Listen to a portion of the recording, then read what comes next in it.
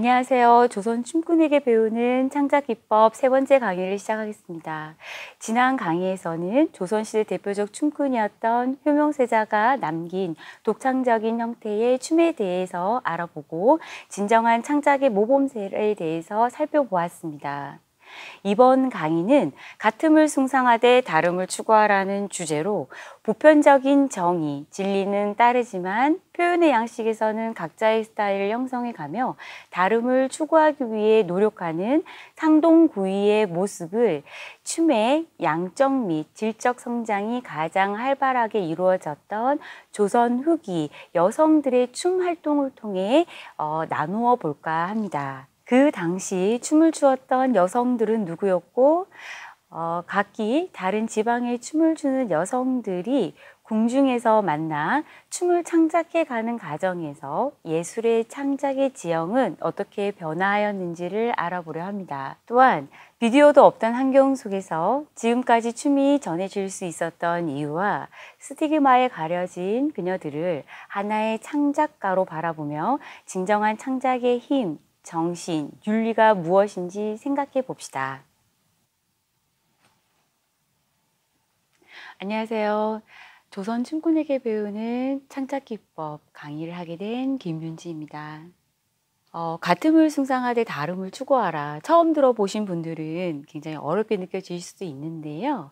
우리가 알고 있는 보편적인 윤리, 정의, 진리에 대한 부분들은 숭상을 하되 그것에 대한 표현은 각자 다 다름을 추구하라는 의미입니다. 그 의미를 실천한 사람들이 있었어요. 조선 후기 춤추는 여성들이었습니다. 그들이 있었기 때문에 오늘날 한국의 춤은 우리와 함께 옆에서 살아 숨 쉴 수 있었습니다. 춤의 양적 팽창과 질적 성장의 주역들이었죠. 춤의 수용과 변용, 발전의 역사적 진보를 이룬 주역이었지만 정작 그들의 이름은 기록상에서는 나타나 있지 않았습니다. 그들의 기록은 늘 일반 명사로만 남아 있었죠. 기생 또는 국가에 기속되어 있는 강기, 그리고 지방의 향기라는 의미, 또 어린 기생이라는 동기로서 기록되어 있었습니다. 근데 이렇게 일반 명사로 남아있던 춤추는 여성들 중에서 고유 명사로 나타나 있는 기록이 두 가지가 있습니다. 하나는 연하에 대한 기록과 운심에 대한 기록입니다. 이 시에 대한 내용을 보시면 그들의 인기가 얼마나 높았고 그들의 춤이 볼거리를 제공을 했는지 알 수 있을 정도입니다. 그들의 춤 풍경을 통해서 그들의 표현 욕구와 창작 능력을 재조명한 드라마가 있습니다. 2006년도 KBS에서 제작된 항진이 드라마입니다. 여기서 나오는 항진이는 조선 후기의 최고의 기생이었습니다. 드라마 속의 항진이는 지방 안에 있는 교방의 향기였고요. 그런 향기들끼리 춤의 대결을 하게 됩니다. 그리고 그 춤 대결에서 이긴 사람은 궁중으로 가게 되는 거죠. 이런 춤추는 여성들이 모이게 되면은 어떤 일이 벌어질까요? 조선 후기가 되면은 이러한 춤추는 여성들이 모일 수 있는 제도가 있었습니다. 그것은 조선 후기 성상기 제도입니다. 조선 전기까지만 해도 궁중 그 부속 가나 안에 춤추는 여성들을 모아서 연습을 시키고 그리고 정제에 참여를 시켰는데요. 여러 가지 폐단 때문에 조선 후기가 되면서 그 제도 자체가 없어지고 선상기라는 제도가 도입이 됩니다.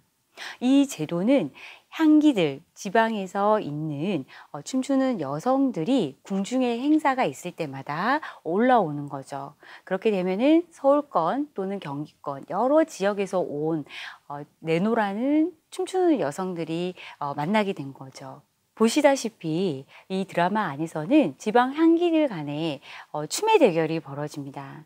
선발됐던 향기들은 그리고 다시 궁중으로 가서 국가의 대대적인 행사에 참여를 하게 되죠. 그럴 때 춤은 다시 창작됩니다.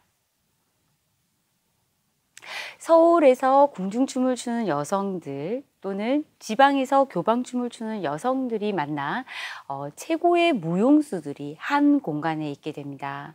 서로의 춤을 보게 되겠죠. 그리고 자극을 받게 되겠죠. 그 도식을 이렇게 정리를 해보면 삼각 구조 자체가 역동적으로 움직이는 모습을 포착하실 수 있습니다. 그리고 또 한 가지 예를 들어 봅니다. 궁중춤의 항무는 지방에서 올라온 향기들에 의해서 다시 지방의 항무 또는 교방의 항무로 재창작되는 양상이 벌어지는 거죠. 쉽게 말씀을 드리면 이 선상기 제도로 인해서 한 가지의 춤이 여러 가지 춤으로 발전하는 모습을 보이게 되고요. 궁중은 궁중대로의 춤, 교방은 교방대로의 춤, 민속은 민속스러운 춤의 창작이 일어나게 됩니다. 결국은 습득과 모방을 통해서 외부의 춤들은 자기화를 하는 과정을 거치면서 표현을 하게 되었고, 그런 덕분에 우리는 아주 많은 전통의 춤들을 볼 수도 있고 체험할 수도 있고 느낄 수 있었습니다. 이런 의미는 지금 수많은 춤의 종류들이 나타나 있는데 그것을 바라볼 수 있는 결정적인 렌즈 역할이 될 거라고 생각을 합니다. 이렇듯 춤추는 여성들에 의해서 전통 춤은 독립화되고 창작화되고 작품화가 됩니다. 그런 춤을 오늘날까지 있게 해준 사람이 춤추는 여성입니다. 그들은 단순하고 일반적인 움직임들을 자기식으로 표현을 함으로써 작품화를 만들고 독립화를 이루고 정문화가 되고 예술성을 덧칠을 했죠. 그것을 해준 사람은 그 교방의 선생님 독이라고도 합니다. 그 독에 의해서 전문적인 가무학을 받았기 때문에 가능했습니다. 또한 호장 또는 이장의 역할을 하는 마을의 행정적인 역할을 하는 사람들에 의해서 제인과 함께 추는 열린 춤의 문화들을 공유하게 되죠. 그런 장면들, 그런 사실들이 기록에서도 나오는데요.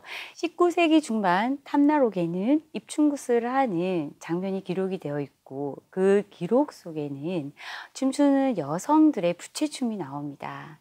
그리고 화면상에 보이는 사진을 보시면 이것은 20세기 초반의 제주도의 입춘굿 탈놀입니다.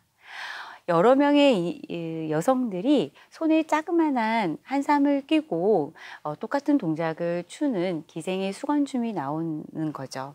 그 내용들에 대한 얘기들은 이렇게 자막으로 보시면 알 수 있으실 겁니다. 19세기에서 20세기 초까지 제주도의 그 춤추는 여성들에 대한 전문성, 독립화, 예술에 대한 얘기를 좀 했다면 그 이전에도 이런 모습들은 포착이 되는데요. 불화에 속하는 감로 탱화를 보면은 두 명의 춤추는 여성이 보입니다. 이 여성들은 하얀 색깔 수건 정도의 그 천을 들고 같은 장소, 같은 시선, 같은 동작을 보이고 있습니다. 이것을 우리는 쉽게 군무라는 표현을 하는데 군무라는 표현을 칭하기까지는 엄청난 연마의 시간이 필요했을 것입니다. 그리고 수건춤이라든지 부채춤 또는 도구를 들고 추는 춤은 그러한 연마의 시간이 훨씬 더 오래 걸리죠. 그만큼 이 당시에 춤추는 여성의 춤의 기량, 춤의 전문성은 굉장히 높았다고 알 수 있습니다.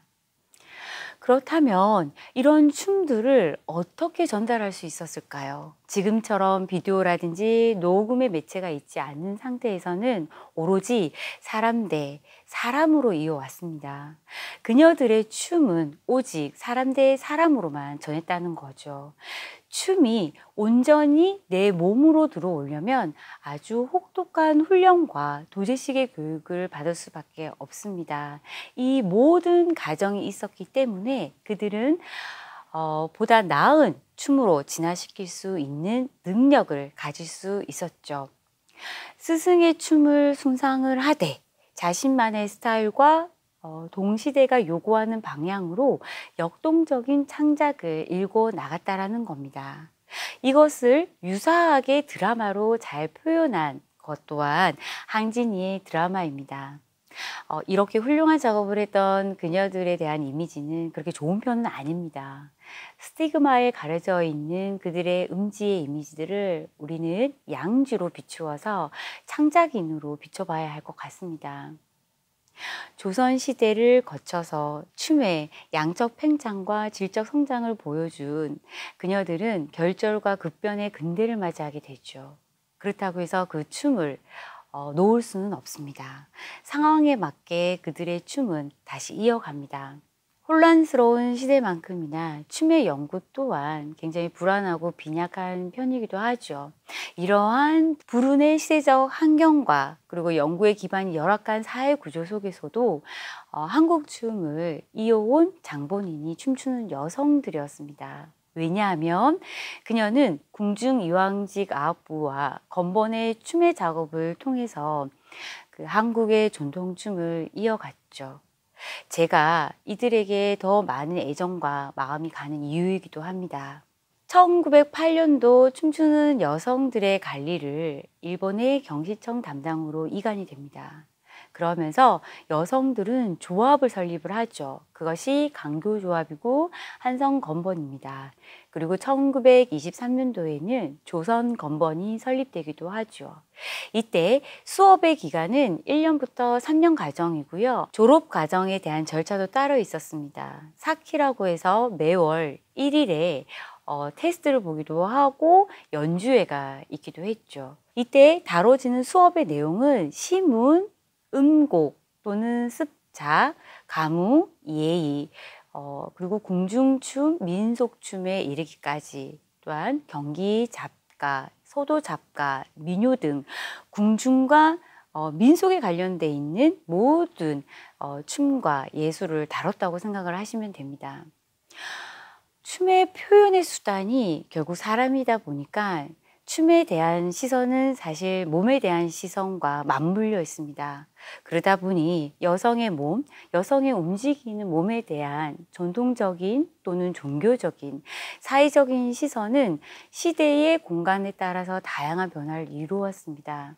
춤추는 여성에 대한 따가운 시선과 금기에도 불구를 하고 예술적인 열정과 몰입으로 오늘날의 한국의 전통 춤을 이어간 사람이 바로 춤추는 여성들이었습니다. 조선시대 교방에서부터 근대 건번에 이르는 역사적 배경 그 자체가 바로 우리가 잊지 말아야 하는 그녀들의 춤추는 예술사였습니다. 그런 모습들을 이미지로 만들어 보았습니다.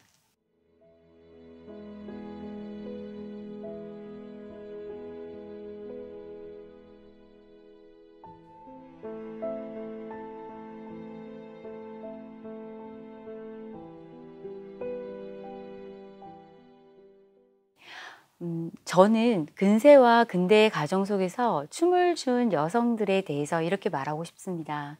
쓰지 않고서는 안 되는 사람, 움직이지 않고서는 안 되는 사람, 만들지 않고서는 안 되는 사람, 이들이 예술가입니다. 자학하지 않고서는 못 견디는 그런 사람, 배기지 못하는 표현 욕구를 옛 사람들은 기양이라는 말로 표현을 했습니다. 아무리 긁어도 긁어지지 않는 가려움이 있습니다. 이 가려움은 자신들만의 예술 도구로 표현할 때 잠시 가라앉을 뿐입니다. 스티그마의 결과로 숨어있는 춤추는 여성 또는 무기의 예술을 이제는 양주로 바라보는 새로운 시선과 넓은 이해가 필요합니다. 더 나아가 같은 스승에게 같은 내용을 같이 전수받았다고 해도 그것을 자신만의 목소리와 자신만의 글쓰기, 자신만의 창작으로 표현할 필요가 있습니다. 같은 춤을 추더라도 그것을 자기의 춤으로 더 나은 춤으로 창작하기 위한 노력을 해야 한다는 의미입니다. 그러면 그것이 내 것이 됩니다. 내 것으로부터 나오는 것은 자신이 있기 때문입니다.